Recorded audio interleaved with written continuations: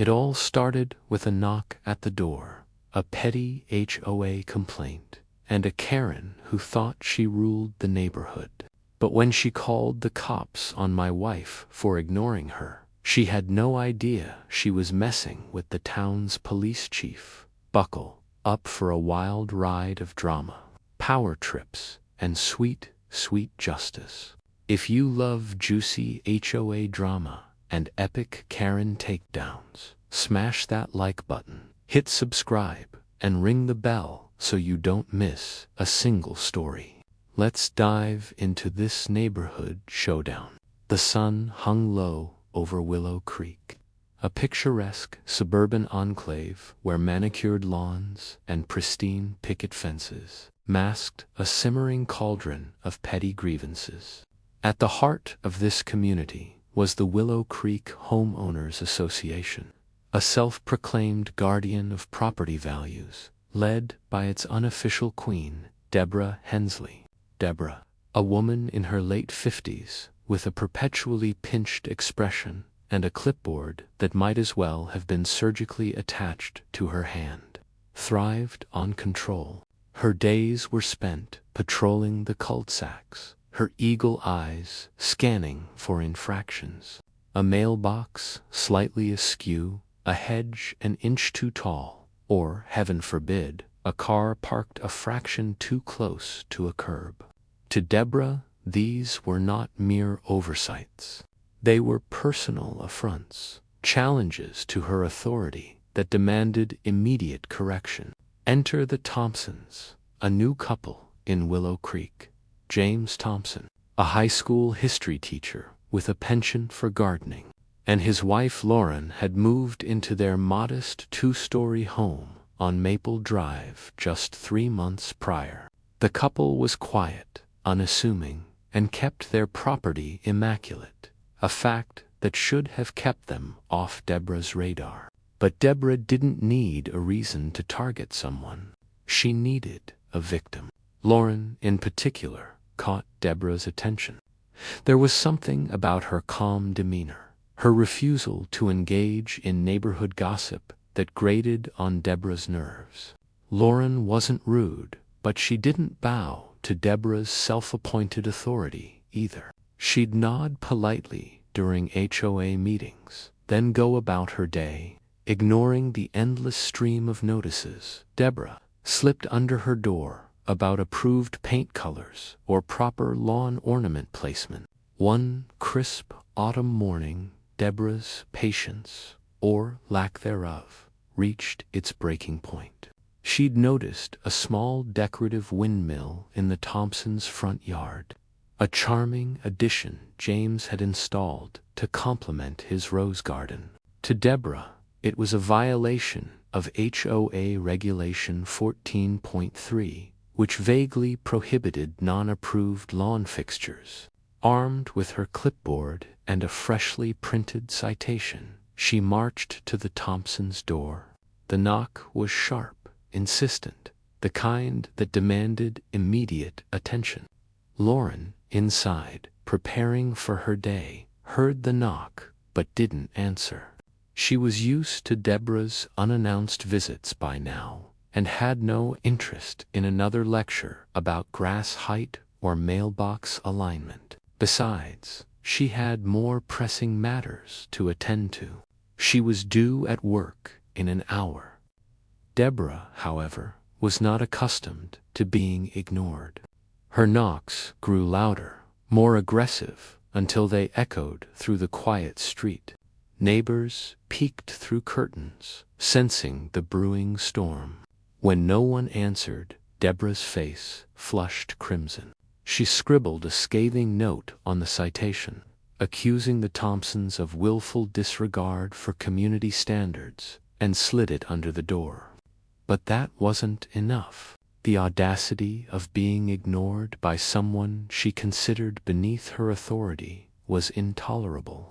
She pulled out her phone, dialed the non-emergency police line, and reported a neighborhood disturbance at the Thompson residence, claiming the windmill was a safety hazard and the homeowners were uncooperative.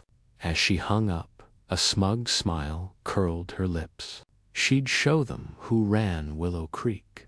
Unbeknownst to Deborah, Lauren wasn't just any homeowner. She was the newly appointed police chief of the town, a fact the Thompsons had kept private to avoid unwanted attention. Lauren had spent years climbing the ranks, earning respect for her non-nonsense approach and unshakable integrity. She'd moved to Willow Creek for a quieter life outside her demanding job, not expecting to become the target of a power-hungry HOA tyrant. As Deborah strutted back to her house, convinced she'd won this round, a police cruiser pulled into the neighborhood, lights off, but presence unmistakable. The officer, a young sergeant named Ramirez, stepped out and approached the Thompsons' door. He knocked politely, unaware that the woman he was about to meet was his boss. Lauren answered this time, her expression calm but curious. Ramirez explained the call about a disturbance and the windmill. Lauren's lips twitched, not in anger, but in amusement. She stepped outside, still in her civilian clothes, and inspected the windmill. It was small, unobtrusive, and clearly not a safety hazard. She thanked Ramirez for his diligence, then casually mentioned she'd handle the matter herself. Ramirez, confused but professional, nodded and returned to his cruiser. As he drove off, Lauren picked up the citation Deborah had left, her eyes scanning the accusatory note. She didn't react outwardly, but a plan was forming. She wasn't one to see conflict, but she also wasn't one to let petty tyranny slide. Deborah had just made a very big mistake, and the consequences were about to unfold. The day ended with the neighborhood buzzing. Whispers spread about the police visit, with Deborah gleefully fueling the gossip, painting the Thompsons as troublemakers. But as the sun set over Willow Creek, the stage was set for a reckoning. Deborah thought she'd asserted her dominance, but she'd unwittingly stepped into a battle she couldn't win. The next morning, Willow Creek woke to a new kind of tension. Deborah, emboldened by the previous day's events, decided to escalate her campaign. She'd spent the evening drafting an email to the entire HOA board, demanding an emergency meeting to address the Thompsons' repeated violations. The windmill was just the beginning, she claimed. She accused them of failing to submit proper landscaping plans, parking their car improperly, and even suggested their recycling bin was suspiciously overstead, a vague but ominous charge. The email was a masterpiece of passive-aggressive vitriol, copied to every homeowner in the neighborhood for maximum effect. By noon, the HOA board agreed to hold the meeting that evening at the community center, and Deborah was practically vibrating with anticipation. She envisioned a public shaming, a moment where she'd cement her authority and force the Thompsons into compliance. Meanwhile, Lauren went about her day with her usual calm efficiency. At the police station, she oversaw operations, reviewed reports, and handled a minor incident involving a local shoplifter. But the HOA email forwarded to her by a neighbor didn't go unnoticed. She read it during her lunch break, her expression unreadable. James, who'd come home to find the citation and heard about the police visit, was less composed. He wanted to confront Deborah, to tear up the citation in front of her, but Lauren placed a hand on his arm. She didn't need to say much. Her steady gaze told him she had everything under control. She wasn't interested in petty arguments or public spectacles. Her approach would be methodical, precise, and devastatingly effective. That evening, the community center was packed. Homeowners filled the folding chairs, some there for the drama, others genuinely curious about the Thompsons' alleged crimes. Deborah stood at the front, her clipboard now replaced by a stack of printed evidence. Photos of the windmill, the recycling bin, and even a blurry shot of James' car parked slightly off-center. She began her presentation with a dramatic flair, outlining the Thompsons' supposed disregard for Willow Creek standards. She spoke of community pride and upholding values, her voice dripping with self-righteous indignation. The crowd murmured, some nodding in agreement, others shifting uncomfortably. The Thompsons notably were absent, which Deborah took as further proof of their guilt. What Deborah didn't know was that Lauren was watching, not in person, but through a live stream set up by a sympathetic neighbor who'd grown tired of Deborah's reign.